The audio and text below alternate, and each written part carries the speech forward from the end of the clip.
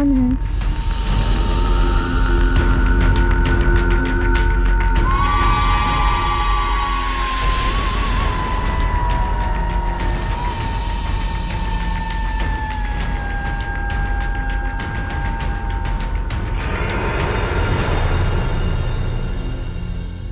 आए चले पहली बार आई है गरीब खाना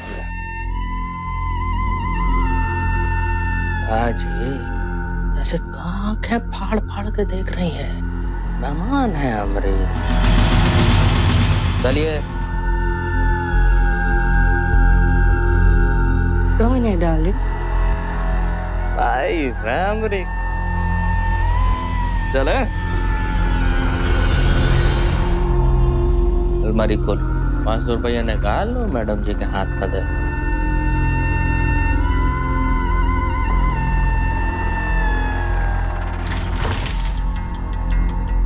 दीजिए।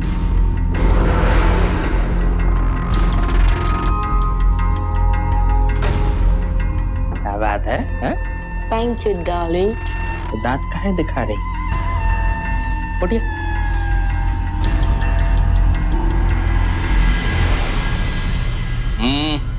हमने परमिशन दिया आपको जाने की? फिर बैठ।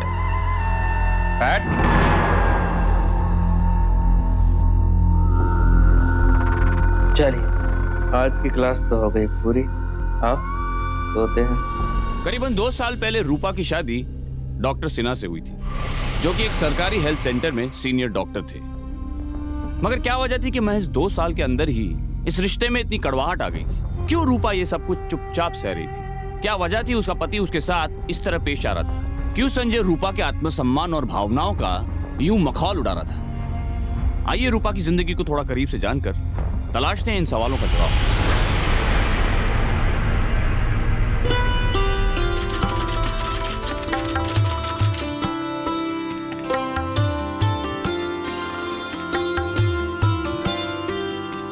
भगवान ने तो हमारी सुन ली।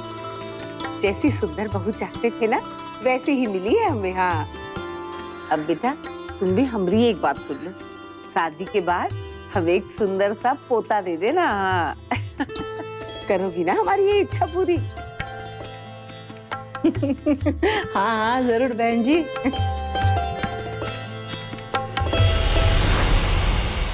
भगवान ने हमारी सुन ली रूपा की माँ। तभी तो अच्छा लड़का मिला है रूपा के लिए। डॉक्टर है, कमाई भी अच्छी करता है, लेकिन अशोक के जाने के बाद तो हमने आस ही छोड़ दी थी कि बेटियों को ब्याह पाएंगे। हमारे अशोक की कोनो गलती नहीं थी, मासूम था हमारा अशोक। अरे ये तो हम जानते हैं, लेकिन दुनिया के सामने तो यही सच है कि अशोक ने ऑफिस में गबन करने के बाद पकड़े जाने के डर से आत्महत्या की थी। बहुत बदनामी हुई थी हमारी। काश थोड़ा साहस दिखा था, हम लड़ते उसकी बेगुनाही के लिए। भगवान का शुक्र, अभी तो इतना अच्छा लड़का मिला है। डॉक्टर, बस खाली लड़की की उम्र थोड़ी ज्यादा। नहीं, लड़के की उम्र नहीं देखी जाती, नाम और काम देखा जाता। मैं जानता हूँ रूपा बहुत खुश रहेगी, बहुत। बस अपनी सास को एक पोता दे दे। अरे गहनों से लाद देगी वो उसे। हाँ सही कह रहे हैं आप। भगवान करे ऐसा ही हो। और भगवान से क्या चाहिए हमें?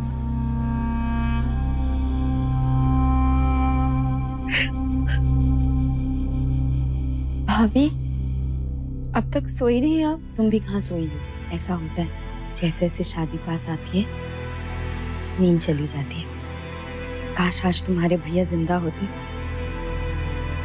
तो बहुत खुश होते। तुम्हारे भैया ने जो कुछ भी किया है उसके कारण माँ बाबू जी को बहुत तकलीफ हुई है, पर अब देखना तुम खुश रहोगी तो माँ बाबू जी के सारे गम मिट जाएंगे। रूपा शादी करके ससुराल आ गई। शुरुआत में सब कुछ ठीक रहा, पति सास सबका प्यार और दुलार मिला उसे।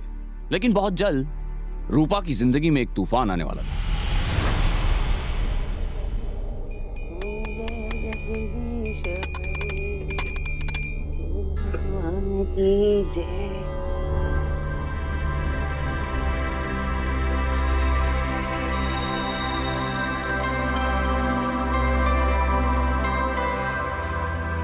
ले बेटा, आरती लूंगी। खुश रहो।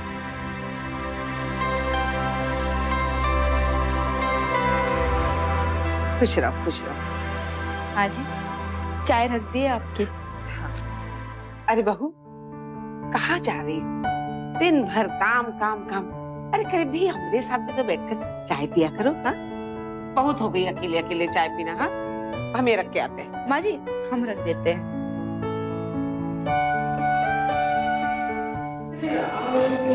ये जोड़ का दर्द भी भाई, आय हाय। आओ बैठो, लो बेटा। नहीं माँ जी, ये आपके लिए है। अरे हमने बहुत पी ली चाय, कुछ जलन सी हो रही है। तुम पियो।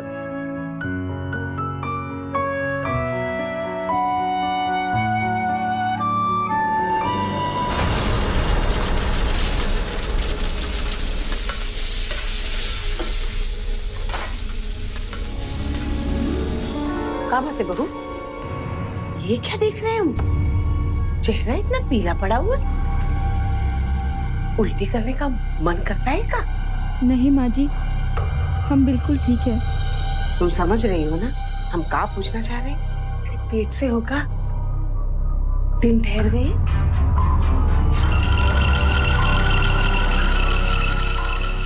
6 महीने हो गए शादी को।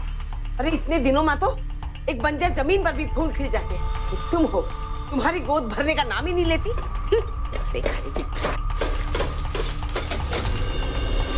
अरे तेज हाथ चला, धीरे धीरे चला रही, जान ही ना है हाथों में।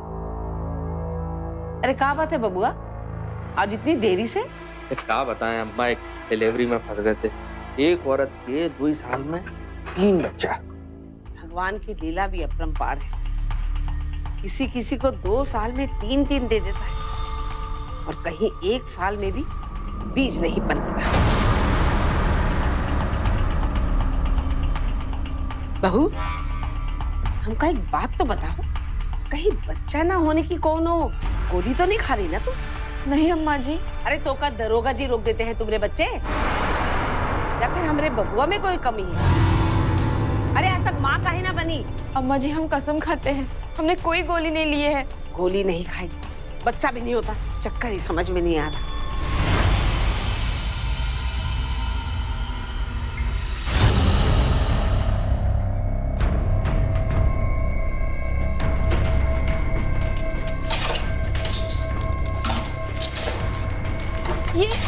ये क्या कर रहे हैं आप? माँ को बनाया तूने, मुझे बनाने की कोशिश मत करना। तिरस्कार रखी, जल्दी बोल। आप ये कैसी बातें कर रहे हैं? हम कसम खाते हमने कोई गोली नहीं ली है। हम काहे माँ नहीं बनना चाहेंगे। तुमको अपनी पड़ी है, कभी सोचा है दुनिया क्या कहती है? इस तरह रूपा पर अत्याचार शुरू हुआ। संजय सिन्हा को किसी भी हाल में बाप बनना था, और एक डॉक्टर होते हुए भी बाप न बन पाने के लिए उसने रूपा को जिम्मेदार माना, और इसी जुनून ने उसे इस कदर जाहिल बना दिया था कि वो लगातार रूपा को मानसिक और शारीरिक रूप से प्रताड़ित करने लगा। रूपा जीते जी एक नर्क से गुजरने लगी, लेकिन तभी रूपा को अपनी जिंदगी में उजाले की एक किरण दिखाई दी।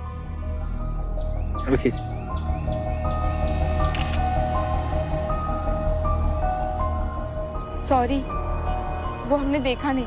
फोटो खिंचा रहे हैं, बीच में आके कह रहे हैं सॉरी। ध्यान देना चाहिए ना आपको। I'm so sorry, मैं मजाक कर रहा था। डॉक्टर साहब, हाँ। आप जानती है कौन है? कौन है? ये बड़े डॉक्टर साहब की बीवी है। भाभी जी, I'm so sorry भाभी जी। Well, myself doctor Prashant ji, वो इसी अस्पताल में जूनियर डॉक्टर अपॉइंट हुआ हूँ। भाभी जी हम है ना, हम उठा लेते, लाइए। नहीं नहीं, कोई बात नहीं, हम ले जाएंगे।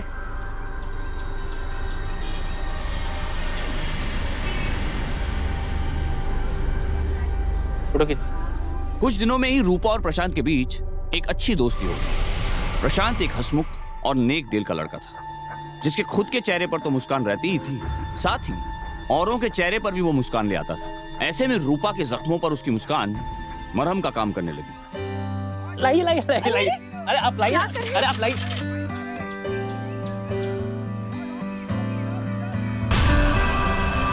आपको मालूम है हम भारतीयों की परेशानी क्या है? फॉर्मेलिटीज में ही मारे जाते हैं। अब ये बताइए, अपनों से मदद लेने में कैसी शर्म? चले अब। और एक चीज तो हम आपको दिखाना भूल ही गए, ये देखिए, अच्छा फोटो है ना? हमसे अच्छे तो इसमें आप लग रहे हैं, देखिए। और आपका पोज भी एकदम नेचुरल है, अच्छे लगते हैं वैसे आप फोटो में भी।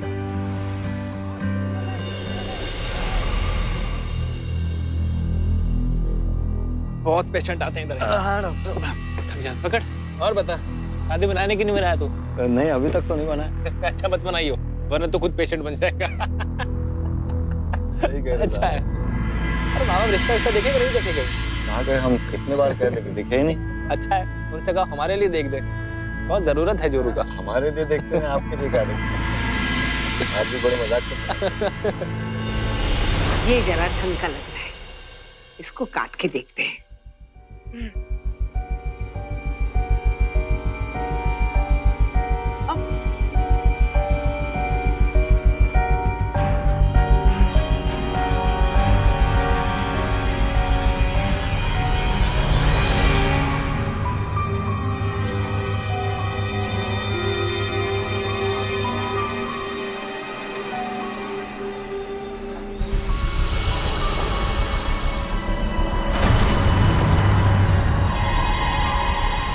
भाभी जी आप यहाँ आइए, बैठिए। लेकिन डॉक्टर साहब तो यहाँ है नहीं, मैं कॉल करता हूँ। नहीं नहीं, हम जानते हैं वो यहाँ नहीं है। हम दरअसल आप ही से मिलने आए हैं। देखिए प्लीज डॉक्टर साहब को मत बताइएगा कि हम यहाँ आए थे। हाँ कहिए भाभी जी। वो दरअसल हम अपना चेकअप कराना चाहते हैं एक लेडी डॉक्टर से। भाभी जी यहाँ लेडी डॉक्टर तो है नहीं, हम कर देंगे चेकअप। नहीं नहीं, हमें लेडी डॉक्टर ही चाहिए। क्या आपकी जानकारी में कोई है? नहीं भाभी जी, यहाँ पर तो नहीं है, लेकिन पास के कस्बे में एक गायनेकोलॉजिस्ट है, आप चाहे तो उनसे मिल सकती हैं। प्रशांत जी, क्या आप हमें उनके पास ले चल सकते हैं प्लीज? हाँ, क्यों नहीं। लेकिन देखिए प्लीज डॉक्टर साहब को मत बताइएगा। वो एक्चुअली क्या है ना, हम उन्हें सरप्राइज देना चाहते हैं। अच्छा सरप्राइज। सुनो बहू, रसोई में जो काम फैला हुआ है समेट लेना जी। और बाद में मिर्चें सुखाने रख देना। ये नहीं कि दिन भर आराम करती फिरे। जी अम्मा जी।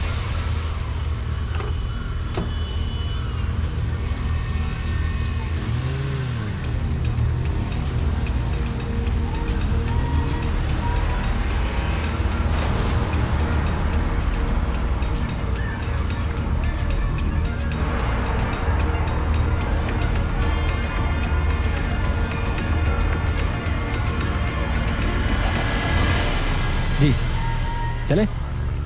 अरे ये जीप से जाने की क्या जरूरत थी? बस से भी तो जा सकते थे ना हम लोग। हाँ जा तो सकते थे, लेकिन आप ही ने कहा ना कि समय बचाना है, तो हमने सोचा कि अब हम कहाँ बस का इंतजार करेंगे, बस पता नहीं कब आएगी, अपना समय क्यों बर्बाद करना, अपनी गाड़ी लेके चलते हैं। बड़ी गहराई से सोचते हैं आप। हाँ वो तो है। आपको मालूम है हमारे जोशी ने हमारा हाथ देकर क्या कहा था? या तो हम बहुत बड़े डॉक्टर बनेंगे या बहुत बड़े अपराधी। आइए चले, आइए।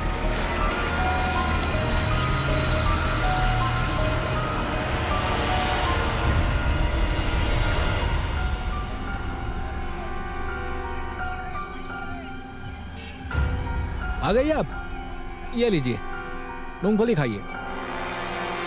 एक फेवर हम पर और कीजिएगा, अगले हफ्ते हमें दोबारा ले आएंगे आप। अच्छा आप ये सब बातें संजय सर को बता क्यों नहीं रही हैं? वो हम आपको अगले हफ्ते ही बता पाएंगे कि हम उनसे इस बारे में क्यों छुपा रहे हैं। प्लीज। अभी आपका प्लीज, आपको मालूम है कि कोई भी खूबसूरत लड़की अगर अपनी आंखें बड़ी बड़ी करके प्लीज बोलेगी ना, तो कोई पागल ही होगा जो मना करेगा। लीजिए। चले सर। चलो जी, पकड़िए जरा। ड्राइवर भैया, हाँ सर। 1 मिनट में आए बस। ओके। कैसे दे रहा भाई? 10 रुपया। ताजा देना। ये लीजिए, ये लगाइए आप प्लीज। ये लाइए।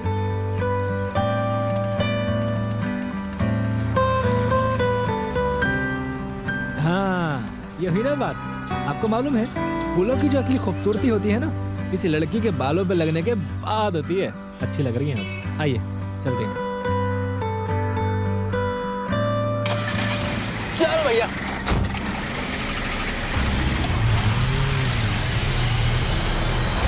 पहले ही कहा था हमने, लगाम खींच के रखो। आप ही ने तो शायद दिया अम्मा, हम क्या करें? शायद दे रखी है।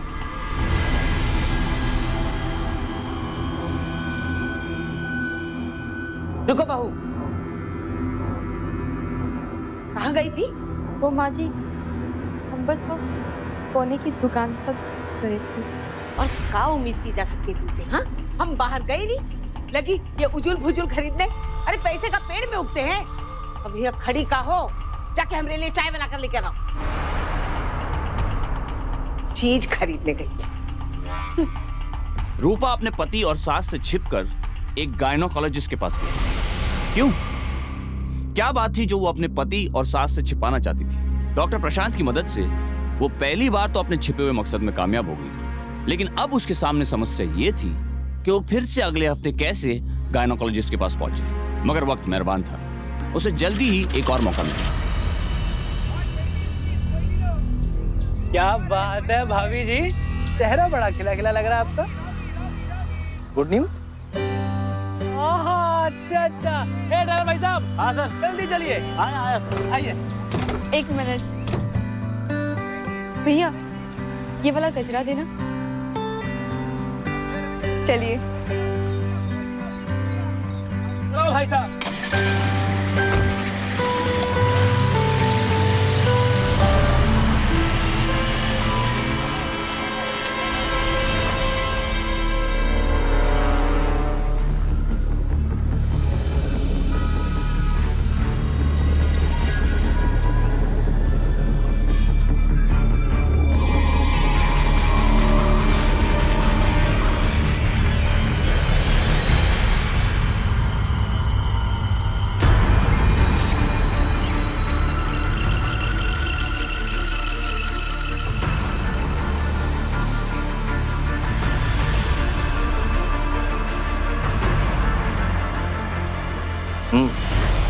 कहाँ गए थे? कोने की दुकान पे? 2 घंटे से हम और अम्मा इंतजार कर रहे हैं। आप पिछली बार भी जब हम और अम्मा बाहर गए थे, हम निकले और तुम गायब। कहाँ गई थी? इस तरह यूं घर के बाहर अकेले घूमना भले घर की औरतों के लक्षण नहीं है। एक तो करेला, ऊपर से नीम चढ़ा, और तेवर तो देखो इसके।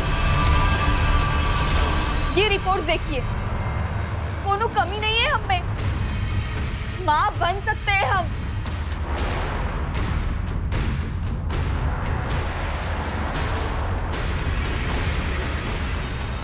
तो तुम्हारे कहने का मतलब क्या है? हमारा बबुआ मर्द नहीं है? देख लिया बबुआ, तुम्हारी नामर्दी का सबूत लेकर आई है। इतनी हिम्मत हो गई इसकी ये कहने के लिए कि हमारा बबुआ नामर्द है।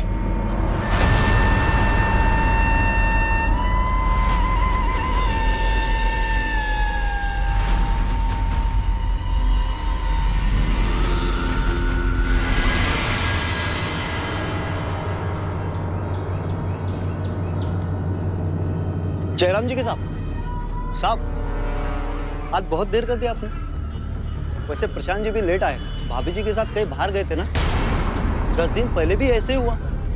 आप उस दिन निकल गए, उसके बाद जीप में बैठकर भाभी जी के साथ प्रशांत जी भी निकल गए।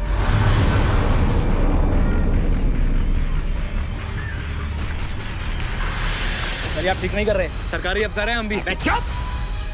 पाप है हम तेरे। सरकार ने पाप बनाकर तेरे सर पे बैठाया है।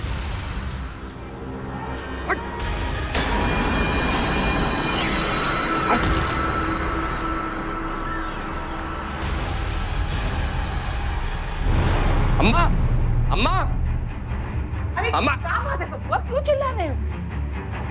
दूर पर ही धूल पिलाई थी ना आप हमारे लिए। मुंह काला कराते फिर रही हमारे जूनियर के साथ। राशि तक हमारा मजाक उड़ा रहे हैं। फिक्र मत कर बबुआ, निकाल बाहर करेंगे इसे इस घर से। आज ही इसे इसके मायके भेज देंगे। हाँ अम्मा, यही तो चाहती है जो आजादी वैसे हम नहीं देंगे। ये इसी शहर में रहेगी लेकिन इस घर में नहीं। हमें बदनाम करने की सजा तो इसे भुगतनी ही होगी, है ना अम्मा? कम पढ़े लिखे लोग कई बार अपनी पत्नी के साथ ऐसा बर्ताव करते हैं, मगर एक बड़ा सरकारी डॉक्टर जब ऐसा करे तो क्या कहेंगे इसे? पत्नी का सम्मान जरूरी है, लेकिन जब उसे केवल एक वस्तु मान लिया जाता है, उपभोग की वस्तु समझ लिया जाता है, तो फिर वही होता है जो रूपा के साथ हुआ। दरअसल डॉक्टर सिन्हा को गुस्सा इस बात का था कि रूपा के चेकअप ने उन्हें नपुंसक साबित कर दिया था। अकेलेपन के नर्क में डाल दिया था संजय सिन्हा ने रूपा को। अकेलापन बांटने के नाम पर कभी कभी संजय सिन्हा वहां आया करता था, लेकिन वो शाम अकेलेपन से ज्यादा तकलीफदेह बन जाती थी रूपा के लिए। रूपा अब उसके लिए पत्नी नहीं थी, बल्कि एक ऐसा खिलौना थी जिससे वो जब चाहे जैसा चाहे खेल सकता था।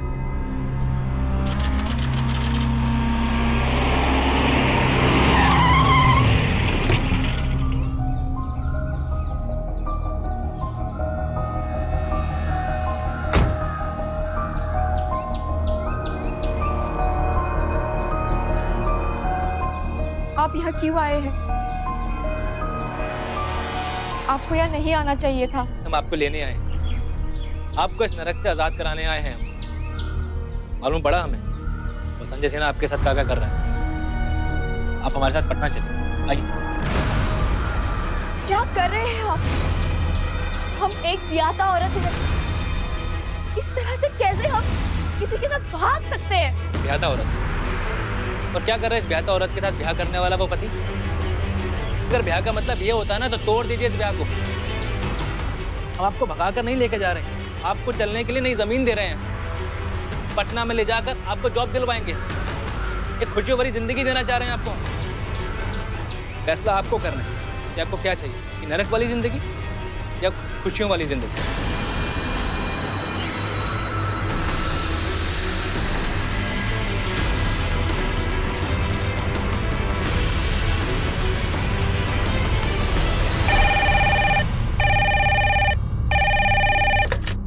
हेलो हेलो भाभी।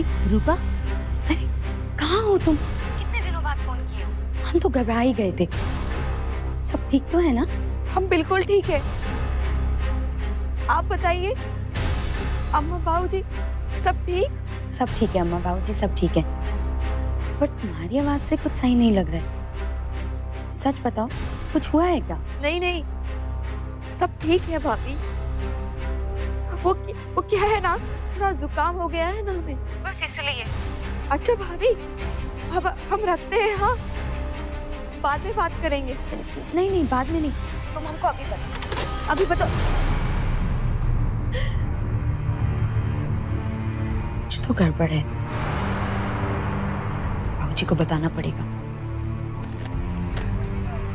हम कुछ गलत तो नहीं कर रहे ना? नहीं, बिल्कुल नहीं, क्योंकि आपके साथ जो गलत हुआ है उसे अब ठीक कर। विश्वास रखिए, सब ठीक हो जाएगा। चले?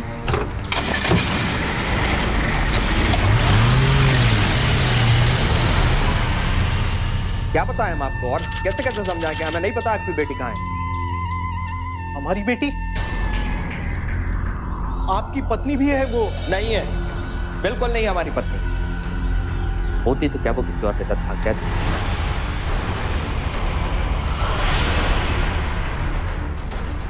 भाग गई? नहीं नहीं, हमारी बेटी ऐसा नहीं कर सकती। ऐसा ही क्या है आपकी रूपा ने? आप तो उसे हमारे गले बांध कर चैन की बंसी बजा रहे थे। ओ, यहाँ हमारे जूनियर के साथ मुंह काला कर रही थी। रोका हमने, मना किया, लेकिन भाग गई। बाबूजी, रूपा ऐसा नहीं कर सकती। जरूर कुछ गड़बड़ है। और अगर रूपा भाग भी गई थी तो आपने हमें फोन काहे नहीं किया, या पुलिस में रपट क्यों नहीं लिखवाई? हम आपको फोन करते और कहते कि हमें मर्दानगी नहीं बची, इसलिए आपकी प्यारी ननद अपने यार के साथ भाग गई, है ना? तो क्यों जाते हम पुलिस में? हमें नहीं है कोई जरूरत। आपकी कोई इज्जत हो या ना हो, शहर में हमारी इज्जत है। और हाँ, आपकी तो आदत है ना, भाई ने गबन किया तब पुलिस, सुसाइड किया तब पुलिस। जाइए, एक बार और जाइए पुलिस के पास। जमाई बाबू, कोई इधर जमाई नहीं है तुम्हारी, कोई रिश्ता नहीं तुम लोगों से मेरा। या यहाँ से गंदगी हो रही है यहाँ पर। जाने किस मनहूस कड़ी में तुम लोगों क्या शादी किया।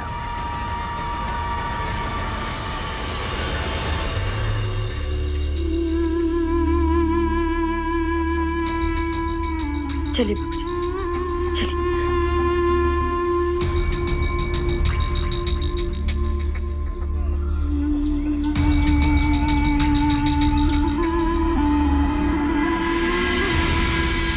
संभालिए अपने आप को बाबूजी। क्या संभालो, सब कुछ बर्बाद हो गया। नहीं बाबूजी, घबराइए मत। हम जानते हैं रूपा को। कौनो गलत काम नहीं कर सकती। आप चलिए हमारे साथ, पुलिस में रपट लिखवाते हैं। नहीं बेटा, अब नहीं। संजय ठीक कह रहा है। ये बात अगर और उछली तो बहुत बड़ा बवाल हो जाएगा। छोटी का ब्याह करना है, तुम्हारी बेटी का भी भविष्य देखना है तुम्हें। एक को ढूंढने के लिए दो को खो नहीं सकते। पर बाबूजी, जिसे पाल पोस के बड़ा किया उसे भी तो नहीं भूल सकते। अगर आज रूपा के भैया जीते होते तो वो इस मामले को ऐसे कभी नहीं जाने देते। हम भी वही करेंगे जो वो करते। हमें रूपा को खोजना ही होगा। रूपा की भाभी का साहस सराहनीय। एक पिता ने हार मान ली थी, लेकिन एक भाभी ने हार नहीं मानी। उसने हर हाल में रूपा का पता करने की ठान ली और उसकी खोज शुरू कर दी। किसी को पता नहीं था कि रूपा कहाँ है, क्या कर रही है। किसी को उसके बारे में कुछ पता नहीं था, लेकिन कोशिशें कामयाब होती और इस मामले में भी ऐसा ही हुआ। आपने देखा है इसे? चले सर, ये तो बड़े डॉक्टर साहब की बीवी है ना, आपकी बेटी है। हम लेकर गए थे इनको और छोटे डॉक्टर साहब को शहर। ऐसा 2 बार हुआ, लेकिन दूसरी बार बड़े डॉक्टर साहब को सब कुछ मालूम पड़ गया और अपनी बीवी को भेज दिया कहीं और रहने के लिए। फिर बाद में प्रशांत जी ने भाभी जी को उस मकान से आजाद करवाया। हम खुद दोनों को पटना छोड़कर आए थे। इसका मतलब जमाई बाबू झूठ नहीं बोल रहे थे। वो हमारा सिक्का खोटा नहीं भाग गई वो किसी के साथ। हमें अभी भी यकीन है कि रूपा ऐसे नहीं भाग सकती। और अगर भागी है तो उसकी कोई बहुत बड़ी वजह रही होगी। हमें उसे खोजना चाहिए। भैया, आप पटना चलेंगे? हाँ चलिए।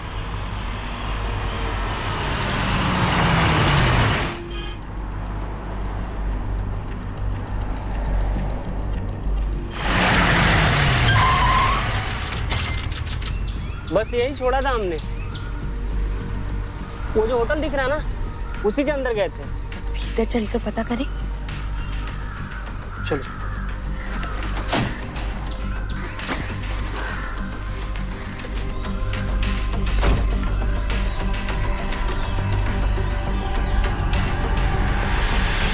हो जाएगा सर, हो जाएगा जी, बिल्कुल। कल शाम से मिल जाएगा आपको 4 रूम। जी सर। Okay sir. जी कहिए। क्या आपने इसे कहीं देखा है?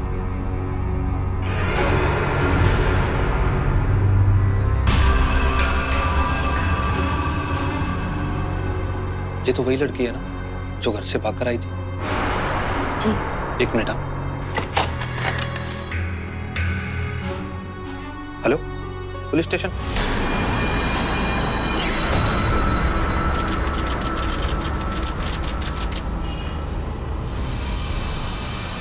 आप इसके पिता? जी जी, वो इसके पति के अनुसार ये घर से भाग गई है। तो बस उसे ही ढूंढते ढूंढते हम यहाँ तक आए और पर इसका कुछ पता नहीं चल रहा। वो ठीक तो होगी ना? अच्छा हुआ कि आप आ गए। हमें इस केस में आपसे मदद मिली। कैसा केस? अब इस बारे में मिस्टर गोपाल ही आपको बेहतर बता सकते हैं। बताइए। जी, कुछ दिन पहले ये लड़की अपने साथ किसी लड़के को लेकर हमारे होटल आई थी। जी सर कहिए। एक रूम चाहिए था, मिलेगा? मिलेगा ना सर, क्यों नहीं मिलेगा। आप यहाँ पर एंट्री कर दीजिए प्लीज।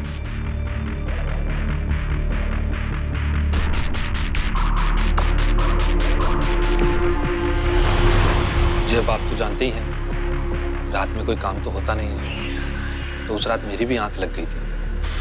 अचानक से एक शोर हुआ और मेरी आंख खुली। कौन है रे? कौन है? कौन है तू? अरे कौन है तू?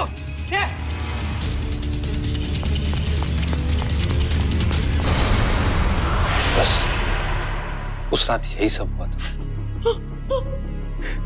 मेरी बच्ची। तब से ये हमारे लिए गुत्थी बनकर रह गई। आप कहते हैं कि इसका नाम रूपा है और होटल के एंट्री बुक में उसने लिखा है मिसेस कामिनी सिंघल। आप बता सकते हैं कि इसे कौन मार सकता है? वही जिसके साथ ये भागकर यहाँ आई थी। नहीं साहब, वो जो रात को भाग रहा था वो लड़का नहीं था जिसके साथ ही आई थी।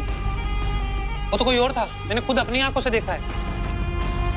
होटल की एंट्री बुक पर जो एड्रेस लिखा हुआ है, हमने उसकी तस्दीक की, वो भी फर्जी था। हो सकता है कि रूपा की हालत देखकर वो आदमी भाग गया हो, या ये भी हो सकता है कि उसके साथ भी गड़बड़ हुई है। तो आपने किसे भागते हुए देखा गोपाल जी? गोपाल जी की निशानदेही पर हमने एक स्केच तैयार करवाया है। आप भी देखिए, शायद इसे पहचानते हो।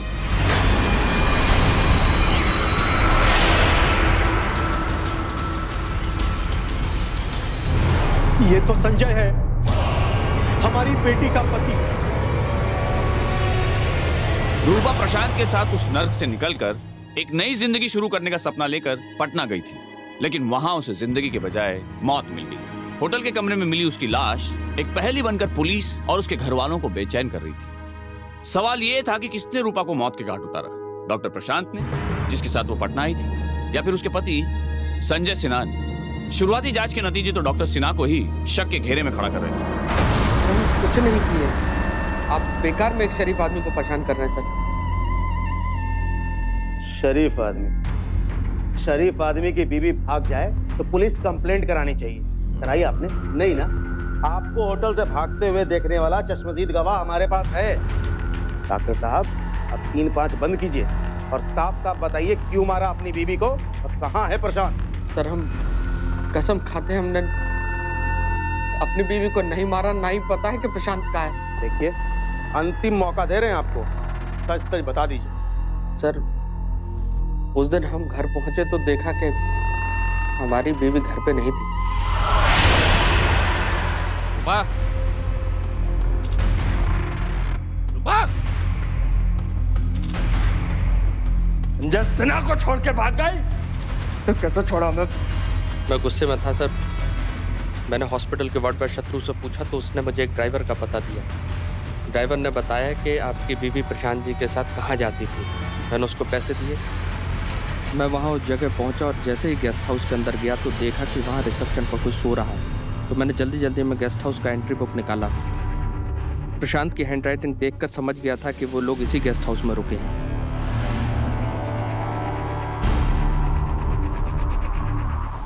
सिंगल के नाम से रुपये दिखाए। नाम तो बदल दिया तुमने, लेकिन उसको हैंडराइटिंग कैसे बदली है?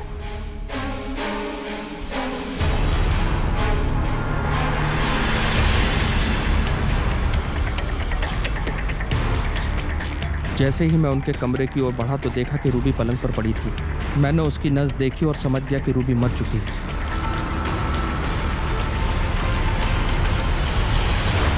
हम यकीन कीजिए, हम पर हमने नहीं मारा अपनी पत्नी को। तो आपका कहना है कि ना आपने अपनी बीवी को मारा है और ना ही आपको पता है कि प्रशांत का है? जी सर। ठीक, मुझे प्रशांत की डिटेल चाहिए। सर, वो हॉस्पिटल के रिकॉर्ड में मिल जाएंगे सर।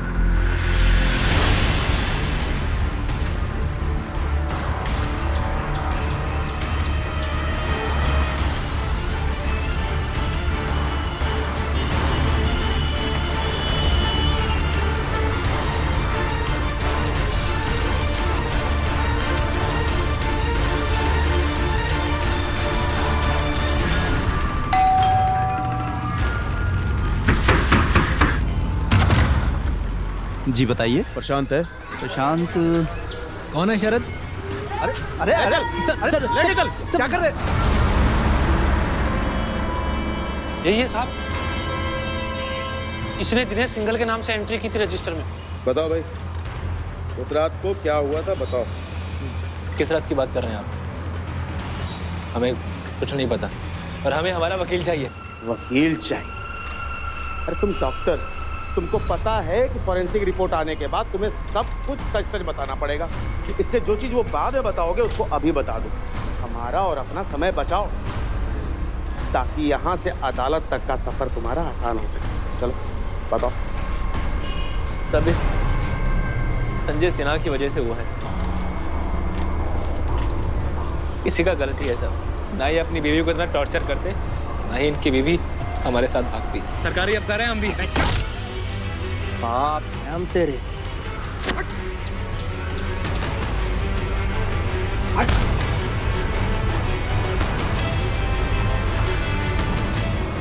हम पर हाथ उठाया डॉक्टर। हम बताएंगे परेशान चीज क्या है। सबके सामने हम पर हाथ उठाया, हमारी बेइज्जती की, पूरे अस्पताल में हमको जोकर बना के रख दिया। सो नहीं पाते थे हम रातों को, अंदर एक आग जलती रहती। हमने भी तय कर लिया कि जिस बीवी को लेकर इसने हम पर इल्जाम लगाया है उसी को लेकर भाग जाएंगे। सबक तो उसे भी सिखाना था। हमसे कहती थी कि किसी को कुछ मत बताइएगा और खुद अपने पति के सामने रोकर सब कुछ बक दी। वो किसी को लेकर भाग गए। हम कुछ गलत तो नहीं कर रहे ना? नहीं, बिल्कुल नहीं। बल्कि आपके साथ जो गलत हुआ है उसे अब ठीक करो और विश्वास रखिए सब ठीक हो जाए। चले?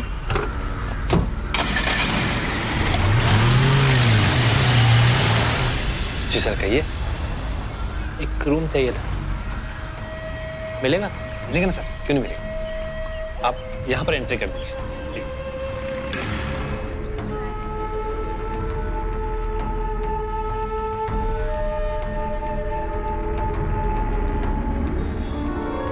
Thank you. Thank you sir. एक मिनट।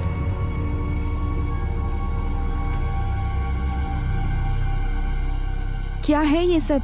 आपने मिस्टर एंड मिसेस सिंघल के नाम से एंट्री क्यों की? हमें एक ही कमरे में नहीं रहना है। अपने आप को देखिए, गले में मंगलसूत्र, सर पे सिंदूर। अलग अलग रहेंगे तो ये क्या सोचेंगे ये हमारे बारे में? तो शक हुआ ना तो रपट लिखा देंगे पुलिस में, सड़ना पड़ेगा फिर वापस उसी नरक में। और वैसे भी हम आपको कौन सा नोच के खाने वाले हैं। आप विश्वास रखिए, आइए। कीज। Sorry sir, sir.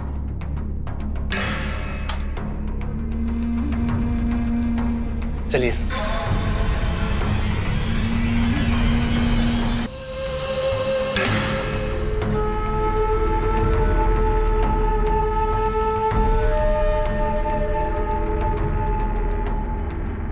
यहाँ कैसे सोएंगे हम लोग? यहाँ तो कोई सोफा भी नहीं है। कमाल करती हैं आप। इतना बड़ा बेड है यहाँ पर, हम दोनों के लिए काफी है। हमारे साथ चल जाइए। क्या करें आप? वही कर रहा हूँ जो करने का आरोप लगाया था तुम्हारे पति ने हम पर। छोड़ दीजिए।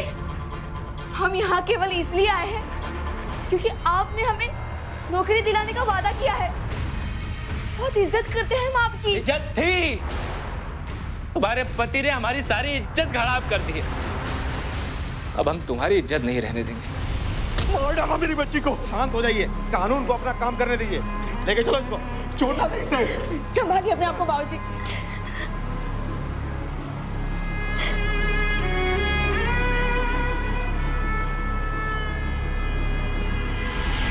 प्रशांत ने अपना जुर्म कबूल किया और उस पर इंडियन पेनल कोड की दफा 302 का केस लगा। मगर सवाल यह उठता है कि रूपा को आखिर किसने मारा? प्रशांत ने, संजय सिन्हा ने, या फिर उस घटिया सोच ने जो औरत को सिर्फ एक उपभोग की वस्तु मानता है? अपने पति से अपमानित और प्रताड़ित रूपा ने नई जिंदगी के लिए प्रशांत का सहारा लिया और प्रशांत ने भी सिर्फ अपने अपमान का बदला लेने के लिए उसका इस्तेमाल किया। दो पढ़े लिखे और सम्मानित पेशे के लोगों की घटिया सोच की कीमत रूपा को चुकानी पड़ी। क्यों? एक औरत को हक है सम्मान से जिंदगी जीने का और एक पति का फर्ज है उसे सम्मान की जिंदगी देने का। मतभेद चाहे निजी हो या पारिवारिक, उनका हल बातचीत के जरिए ही निकलना चाहिए। सावधान इंडिया के सभी दर्शकों से मेरी ये अपील है कि अगर आप भी किसी रूपा को अपने आसपास यूं प्रताड़ित होते हुए देखें तो बढ़ाइए अपने कदम और कीजिए उसका पुरजोर विरोध। इसी उम्मीद के साथ अब मैं हितेन तेजवानी लेता हूं आपसे इजाजत। फिर होगी आपसे मुलाकात। तब तक सावधान इंडिया, इंडिया फाइट्स बैक। तो सावधान इंडिया।